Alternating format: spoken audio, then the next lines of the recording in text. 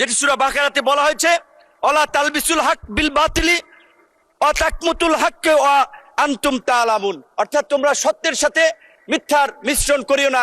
ভারতের শিলং অবস্থিত সালাউদ্দিন আহমেদ, আমি তাকে রেসপেক্ট করি, তার সাথে যে কয়েকবার কথা বলেছি, অত্যন্ত বিজ্ঞ লার্নেড মানুষ।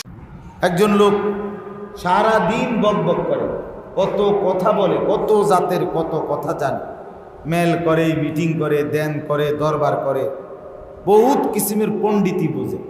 তো ওনারে বললে আমি কোরআন শরীফ পড়তে পারি, আমি সাধারণ মানুষ, আমরা গ্রামের মানুষ, আমরা মূর্খ মানুষ আসলে।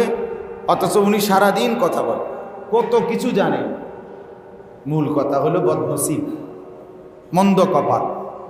আল্লাহ তাআলা পছন্দ করলেই তাকে আল্লাহ তাআলা তার নাম, তার কালাম, তার আয়াত উচ্চারণ করার তৌফিক দেন।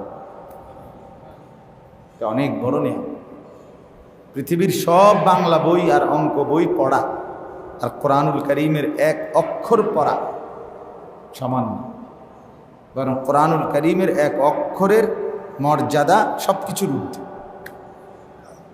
সবকিছু।